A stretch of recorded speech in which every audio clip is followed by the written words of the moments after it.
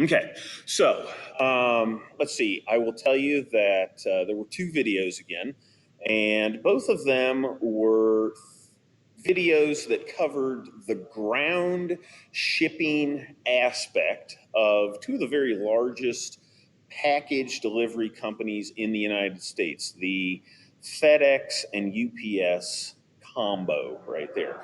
Those two are really in a current struggle between the two of them to establish themselves as the biggest and the best parcel carrier in terms of not only air parcel delivery, but what we're talking about right now, and that is ground parcel delivery. Okay, just like air parcel delivery, parcel shipments on the ground, just like air, are oftentimes smaller ones. Okay, it's not uncommon. I mean, sometimes just out of sheer ease, I go to the US Post Office and I send something off to a relative or a friend in, I don't know, I send it out in a shoebox or some sort of a crazy recycled box that I've gotten my hands on,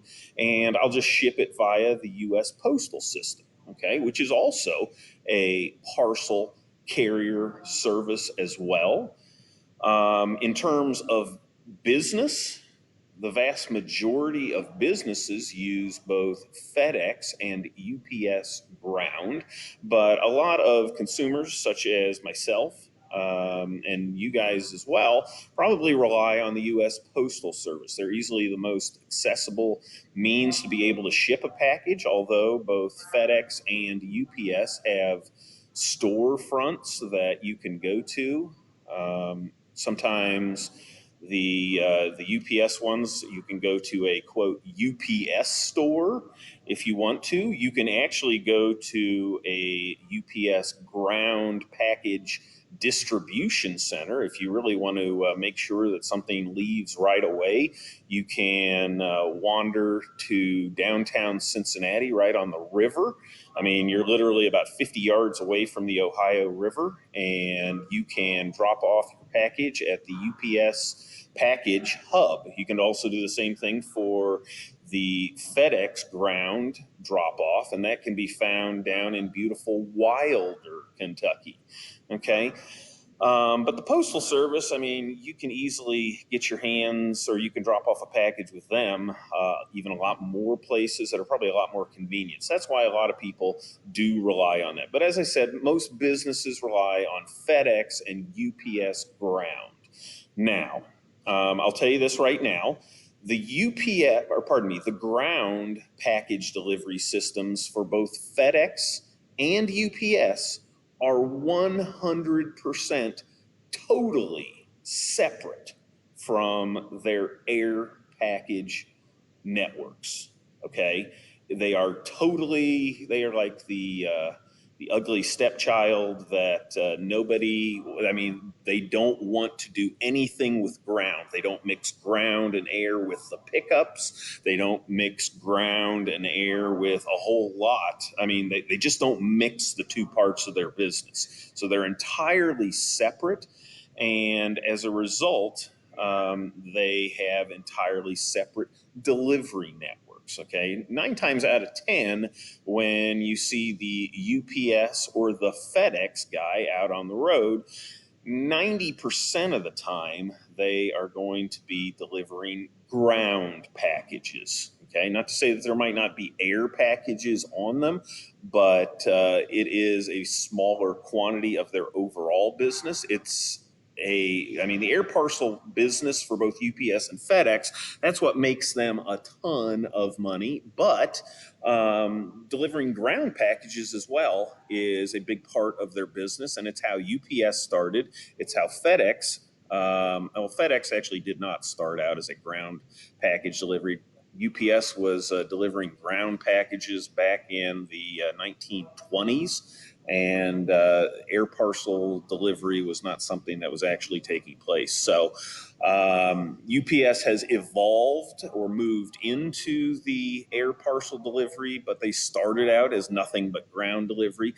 FedEx, on the other hand, started out as an air parcel delivery service, and they have evolved into a ground package delivery system. And they did that by purchasing a competitor of UPS that had some financial difficulties, and they put the FedEx brand on it, and that competitor of UPS turned into something known as FedEx Ground. Okay, so when we talk about that type of when we talk about ground delivery service, it's pretty important to remember that ground, just like ground deliveries in terms of LTL and truckload carriers, is definitely a slower manner of getting something there. Okay, so I will tell you that it is slower, but it's also cheaper. Okay, whereas you might sometimes be paying for a next day air letter that would probably cost you around, I don't know, sometimes 25, $30.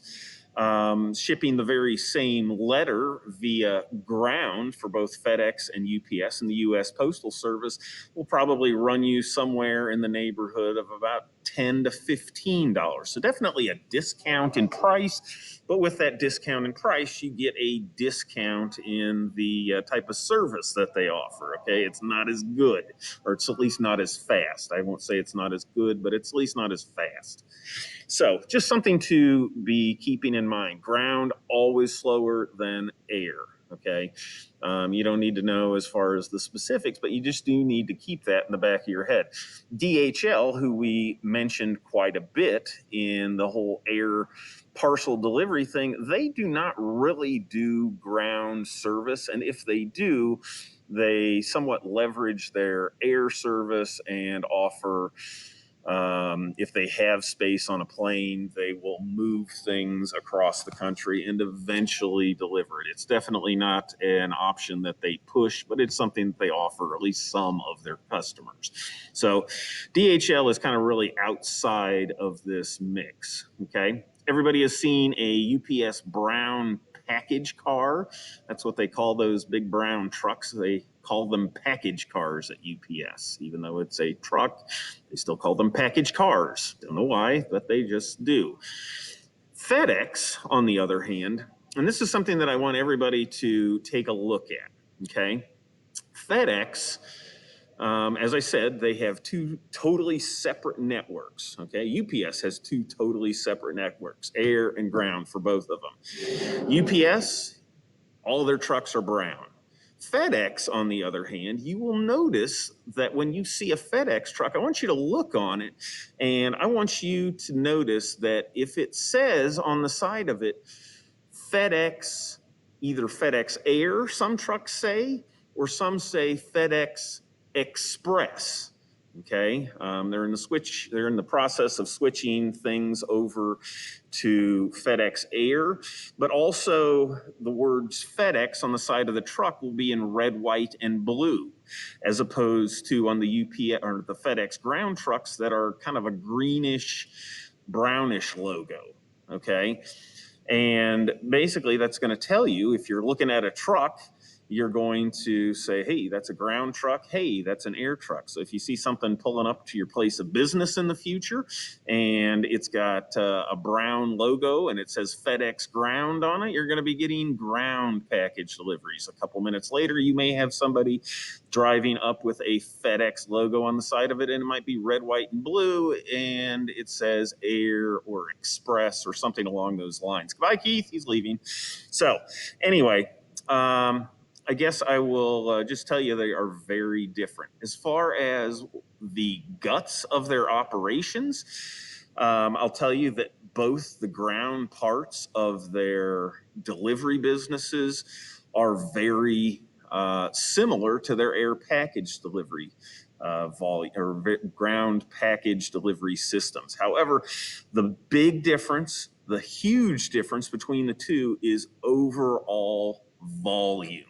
Overall volume. Okay, when you see UPS and FedEx package distribution centers for air shipments, It is definitely something where there are conveyor belts whizzing things around. It is extremely automated. It is cutting edge technology.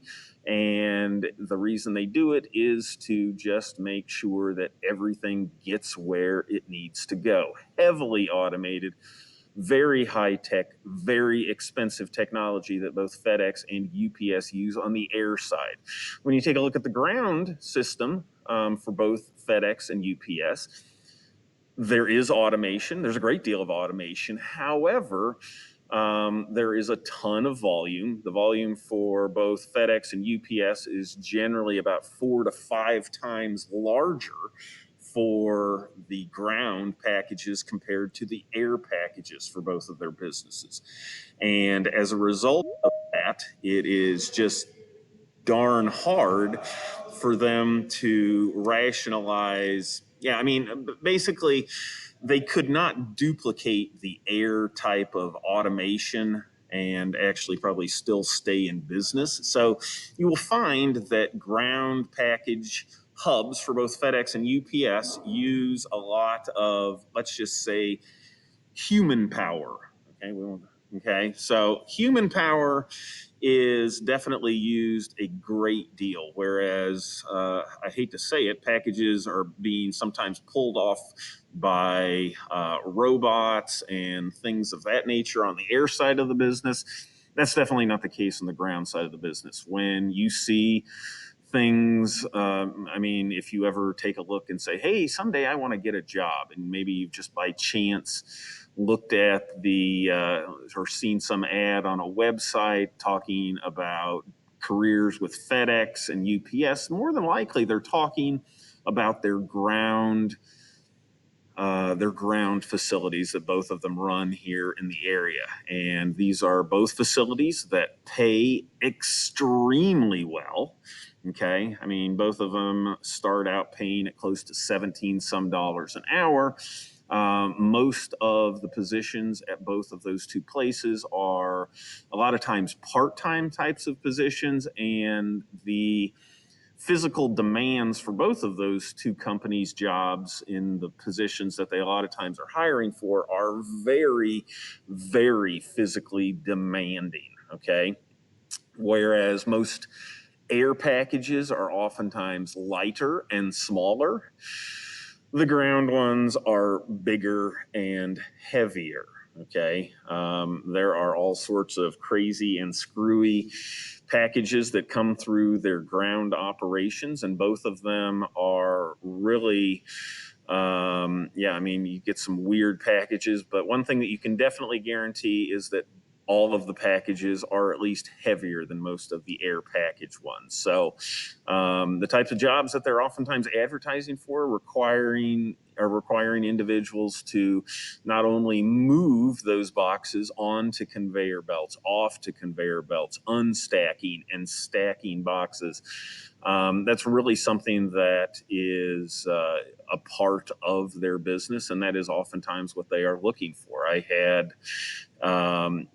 have actually worked at a UPS ground package hub, and I was working from approximately midnight to 5 a.m. And at the time, I was making pretty decent money at the time. Again, this is a long time ago, but I was making $10 an hour, and that was crazy good because at the time the minimum wage was something like $3.35, if you can imagine that. Okay.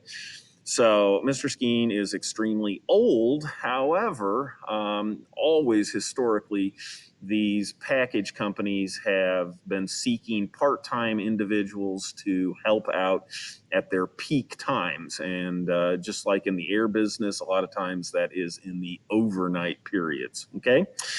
So again, you can think of both of the two package networks as being something that are very similar, but they are dissimilar in the ways that they keep both of their networks separately. And when I say delivery networks, that's just how they move things around the country. Okay, obviously FedEx and UPS Air use a lot of planes. None of the ground stuff even sniffs anywhere near an airport. Doesn't happen. Okay, if you for some reason say, "Hey, gosh, I don't feel like going to the UPS store, but I noticed that there's this box. It's like a drop-off box that is nearby. I could just stick my package I can just put my small package into one of these little boxes, and I'm good to go. Well, guess what? If you stick your ground package in one of those mailbox-looking things that you might see at the edge of I mean, a lot of times you'll see them in distribution parks. Sometimes you'll see them. I mean, a lot of times, believe it or not, there are drop-off spots at U.S. post offices. Strangely enough, okay, but those are for air packages. Don't stick a ground package in there.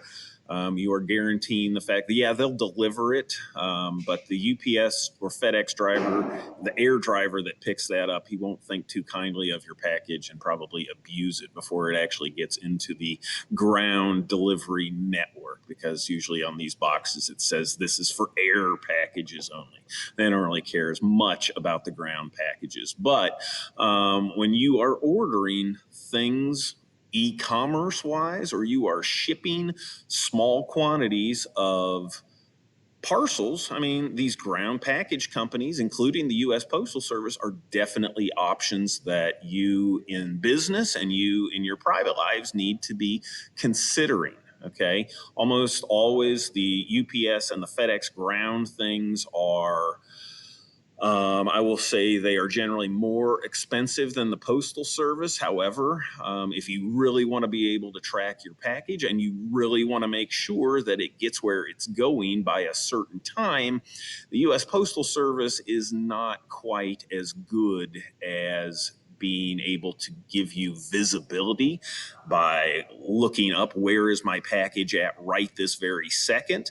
FedEx and UPS can generally give you a very exact location where something is. The Postal Service, it's kind of a roll of the dice that your parcel might be somewhere in 4 or 5 state general vicinity, and maybe then it's not even correct. Okay, so yeah, so I mean, ground package stuff is definitely something that is very important, and it's something that companies around the country utilize. I mean, it's not something so much as that UPS and FedEx dominate the ground package systems worldwide. They're pretty much just US operations. These types of parcel companies are all over the place in Asia. They are all over the place in Europe, Central America, but again, these are specifically ground ones. UPS, FedEx, and DHL dominate the air delivery systems worldwide. However, when you look at things as far as the deliveries in foreign countries of things going via ground, well, that's where you get all sorts of different types of service couriers that are specific to just that geographic region. Okay. So, yeah, I mean, really, that is what I wanted to cover today. I mean, if you take a look at those two videos, I mean, yeah, it looks a lot like an air parcel delivery hub or sorting area that all these packages are in. But one of the things that you can't help but notice is the sheer volume that just seems to be present everywhere. Okay. You get a lot more people in these ground operations, and you get a lot more people because there's a lot more packages going through these operations. Okay. And you see, I mean, I've got to. I really am trying to find a video of the individuals on how they are working in some of these part-time jobs that I'm describing. I mean, these individuals that are doing this, and they're male and female alike, they are individuals that are they're oftentimes quite fit, and they are oftentimes individuals that are go, go, go, go, go types of individuals. I won't say that they are ADHD like Mr. Skeen here, but doggone it, they are really high energy types of individuals. And that's the type of people that you need. There, I found a couple of interviews of individuals that were doing this. However, then they started cursing, and I didn't need to see that. So I'm still trying to find something, because it is rather interesting on how these individuals are really helping to move packages, and it is definitely it is definitely a an experience to see. I don't know if I'd recommend it for everybody, but it's definitely something that I'll tell you, it is a good way to make a lot of money. And I'll tell you, both UPS and FedEx Ground offer college tuition payments to people that work for them. After they work for them, I think both for about 6 months, they will start offering to pay for your college. It's not uncommon for FedEx to get a number of their entry level supervisors for these ground package hubs from longtime part-time workers that are that have a very good understanding of the operation. These are people that a lot of times are working their way through college, and their very first supervisory position in one of these ground parcel hubs is these new college graduates that UPS has helped pay for the college tuition of these individuals. So there's a lot of loyalty by the individuals that have worked at UPS, and it's not uncommon a lot of times to find individuals and members of management at UPS that have been there many, many years. I mean, UPS is an amazing company to work for in terms of overall pay, in terms of overall benefits, in the management. In the management world, they give you a lot of really good hands-on experience on not only dealing with people, okay, and then also it's just a great way to be able to get that entry level position. The hardest job almost always all young people will get in their life, the hardest to find job, I should say, is oftentimes that very first job in the career that they are actually trying to get into. Nobody wants to take that first. Nobody wants to take that first chance on a new person in a job, and oftentimes by these individuals working in these package hubs, they have demonstrated their ability to work, to understand, and have really shown off what they can do in the workplace. And as a result, UPS hires them as frontline supervisors. Okay, so yeah, I mean, these are not dead end types of jobs. Both UPS and FedEx really bring people through the ranks from within. But a lot of times that original work that you are in is sometimes rather difficult, but they definitely have a very good idea of what your work ethic is. They get a very good idea because they've paid for your college on how swift you are. I mean, do you get good grades? Do you do all these sorts of things? And yeah, it's really something that you should look into. But one of the things that kind of leads me, I'm going to stop right there as far as ground delivery stuff. One of the things that I just made available to you is what we had this past Wednesday, and I think Ms. Scott actually signed on. Originally, I had intended for all you guys to sign on, but just so we could make sure that everybody could indeed be able to see this, I just kind of taped it or I videoed it, and I'll tell you that I think it was a pretty decent type of presentation. We had 3 companies come in to this online lunch and learn session put on by a trade group. that is for logistics companies in Ohio, Kentucky, and Indiana, OKI, Supply Chain OKI. And I mean, I guess it was a good opportunity to just kind of hear from some of these companies about what they had to offer. We had Amstan Logistics, we had Wayfair, and then we had Amazon. Okay.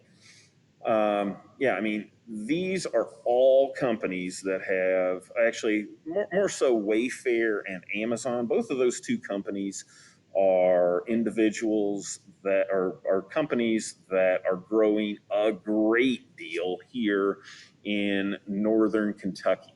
And to give you a little bit of an idea of the growth, Amazon has 7 distribution centers right now in Ohio and Kentucky, right here in the tri-state area. Again, that's a lot of presence in one particular area. Yes, Miss Scott. I was only there for like a little bit, but what I thought was really cool is the guy from Amazon said by 2021 or 2022 they want to get an airport hub for Amazon here in the Cincinnati area. And that is, I don't know how many of you have been over by the airport or even really over by our school. You will see the presence of a ton of construction equipment over at the airport, but there is almost a constant stream of very large dump trucks that is just nonstop going to the airport. And the reason they are going to the airport is that that area is under a massive amount of construction, and it is all due to the fact that Amazon is creating what they call their air hub, their first air hub in the United States. And I don't know if you know about Amazon and what they promise as far as their delivery, but they hope, I mean, they offer what's known as 2-day service. I mean, if you are a member of an Amazon subscription, a Prime subscription, they will give you lots of products that can be delivered very quickly in 2 days. Well, Amazon's goal is to have that move from not only 2-day delivery, but to 1-day delivery. Okay, that's something in the future. It's not going to happen right away. But part of getting to that 1-day delivery thing is this massive building that they are building over at the airport. It is, I won't say it's the largest building that I have ever seen. I've seen some very large buildings, but this building is massive. Okay. I mean, at one time I had a building that I was responsible for, that I was in charge of, that was 1.2 million square feet. Okay. This Amazon building is probably going to top out at about 3.5 million square feet, which was way bigger than Mr. Skeen's, 3 times as large. But the type of automation that will be packed into this 3.5 million square foot area will account for close to about 190 miles of conveyor belts. Let me just say that again. 190 miles of conveyor belts. Okay, and this is all happening literally within 1 mile of where I sit right now. Okay, it's right on the airport property, and it is going to be an absolutely massive operation. And it will definitely change the landscape of the world of logistics dramatically.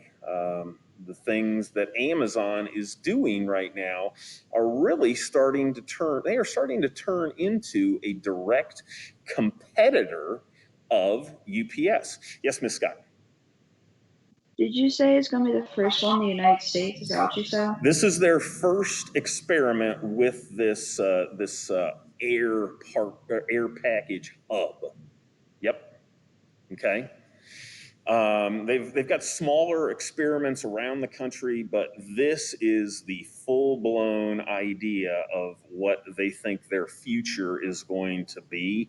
And if this type of setup works here at CVG, you can almost guarantee that there will be other things popping up around the country that will mimic what they have set up or what they are currently setting up here in CVG. So definitely very different than any other type of Amazon distribution center. But the call, really touched on a number of things as far as pay, as far as benefits, as far as job opportunities that were offered by these three employers. And it was just kind of interesting to listen to.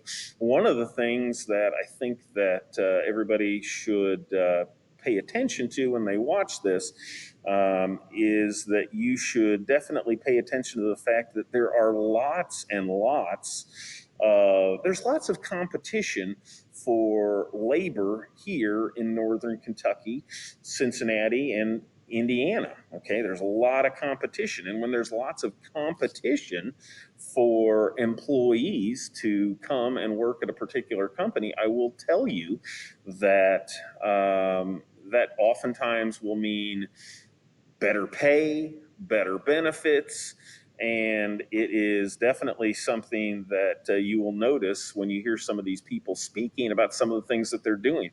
A guy that I used to report to him. He was my boss when I was running a distribution center that distributed Adidas clothing, footwear, stuff like that here in Hebron. The guy I reported to is now the guy that oversees every single bit of logistical expertise for Wayfair in the United States. And Wayfair is growing here in northern Kentucky. They have 3 buildings currently. They're going to be building a 4th and a 5th within a couple years. And northern Kentucky is definitely a place that they want to make things happen. It's all because of this great location and the proximity to a large number of human beings in the eastern half of the United States. Again, location, location, location, location is important for all sorts of things logistical. Okay, because logistics is about moving stuff, and being able to be centrally located can definitely be an advantage, definitely be a cost saver. And that's why so many companies are making northern Kentucky, and specifically this airport, a part of the country that they want to locate in. Okay, so that assignment is out there. I will apologize on a couple of notes here. The audio, I had been promised that they would give me a nice clean copy of the video session. However, I got a call from a woman who had told me this, and she apologized. She said, "I forgot to hit record." Well, Mr. Skeen, because he works in logistics and know that oftentimes things fail, he, however, created a backup recording. And I hate to say the audio quality is somewhat poor, and I apologize in advance. I apologize, okay? So I hope that it is not too terribly annoying, but there is lots of good stuff that is being talked about in this lunch and learn session. Additionally, I will tell you that Mr. Skeen, at least at one point, I tried to really keep myself focused on what was going on, but at sometimes you will learn that when you are on conference calls, video calls, you will be perhaps wrapped up in other things that at the time might seem more interesting than listening to the actual person talking. Go figure that. I have no idea what some of you are doing right now. I'm sure some of it is not necessarily things that are probably paying attention to me, but that's fine. Let's see. Hassan Fratz? Yes. Do you want to go over what I missed since I kind of got in a little bit late? I will have a recording available to you, and I will send it to you. Okay. Okay. All right. Thanks. Yep. So let's see. Yeah, I will definitely. Yeah. So yeah, there's at one point that I will like flip over to like another screen when I didn't really want to listen to someone, and then I said, "Oh, wait a second, I should pay attention." So I bounced back over. So anyway, yeah, that's something that even Mr. Skeens succumbs to. But please make sure that you are you take a look at that. Again, A, it's an assignment. B, it's free points. But C, it's kind of interesting, and it gives you an idea of hearing from people that are in human resources at these companies, okay, and gives you an idea. I mean, one of the things that this company called Wayfair, yes, Hassan Fratz. What is the assignment called? 'Cause I don't see it under like Friday. It is. I did not link it under. If you take it's due on Monday. Okay. Yeah, it's due on Monday. And if you look at the weekly schedule, I linked it there. It's also in assignments as well. All right. Okay. But yeah, I mean, one of the things that Wayfair does, the guy in HR, he is a gentleman, apparently, according to the guy that I used to work with. He is somebody from Western Africa. He has a French accent. And sometimes he might be a little hard to understand, but he seems like a rather nice guy. And he was talking about some of the things that they did at Wayfair to attract employees. One of the things that they are doing to make things easy, they are having a drive-through interview session this upcoming week that individuals can interview at Wayfair and actually be able to get a job without actually ever leaving their car. Very unique thing to do, but again, that's what they want to do to make it A, convenient, B, not break any sort of COVID laws or anything like that. So they do that. Another thing that I thought was pretty interesting was the fact that every single week, the Wayfair, they not only give dinner to their employees, they don't serve them dinner on site. They have dinner for their whole family that they pack up into like little to-go containers, and they hand them off to their employees. They do this every single week to make this an attractive place for them to work. And I have never heard that. And I've been trying to get a hold of the guy I used to work for and just tell him that, what the heck do you have going on out there? Because that is something very different from the type of things that he and I would do when we worked together. I mean, it used to suffice that we would have pizza parties. Well, obviously, they've had to up their game a little bit in order to attract and keep individuals at Wayfair. And one of the things that they've decided to do is to do something that is not only nice for the employee, but nice for the family. By providing dinner, they are allowing that employee to have perhaps more time at home to enjoy with their family, where they don't need to worry about making dinner. Okay. And apparently it is something that is wildly successful, and people just absolutely love not having to think about dinner. So it was very interesting, and I will tell you, it is something that I have never heard of. So congratulations to whoever figured that out at Wayfair, because it apparently is rather popular. Okay, so I'm going to leave it there. Actually, let me just mention a couple things in the week to come. Monday, we'll talk about that lunch and learn session and some of the things that came up in it. Tuesday, you are going to be here on site. Wednesday, we are going to be talking about we're going to be talking about another professional skills, and that is actually dealing with conflict in the workplace. Okay, you can't imagine, oh my gosh, conflict in the workplace. That doesn't happen. Yeah, it does happen. And how you deal with it can either make you entirely successful or it can make you an absolute failure. But you better learn how to deal with conflict, because there's tons of different types of people that are in the workplace, and you better learn how to work with them, deal with them, live it, love it, etc. Okay, because if you can't, you're in trouble. Okay, so we're going to talk about that on Wednesday. Thursday, if you look at the weekly schedule, you will see that aside from what you'll see is something that is Thursday. We are going to be spending some time on reviewing for the very first quiz of the year. Okay. By the end of today, I'm going to make available to you some study resources that if you want to look them over during the course of the weekend, they will be at your disposal. They'll be at your disposal all through this coming week. And on Thursday, we will actually spend class time reviewing some of those things. And then on Friday, guess what? Guess what? It is quiz day. Okay. So just be thinking of that. Yes, Mr. Washington? When's their test?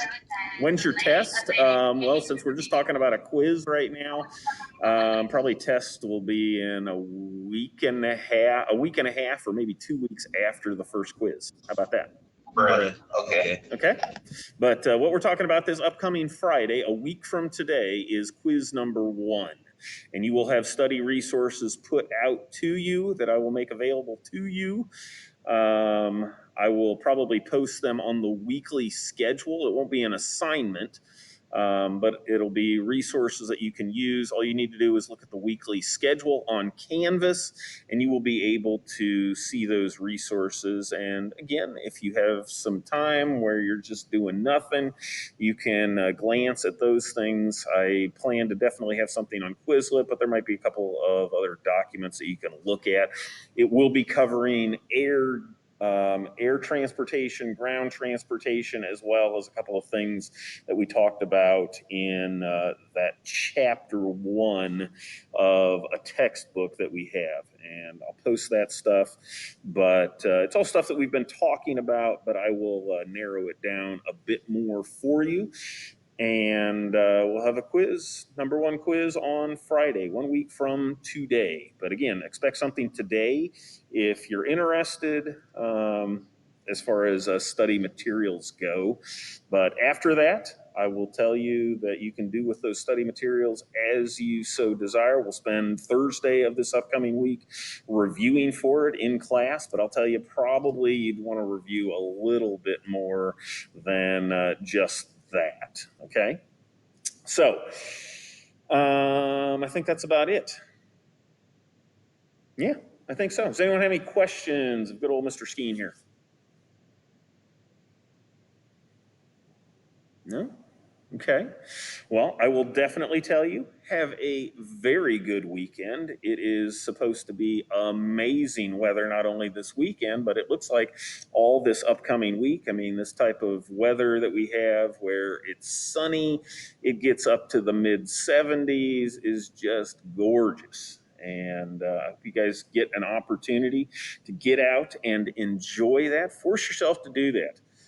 It's not something that a lot of people always do. Get out, enjoy yourself. Okay.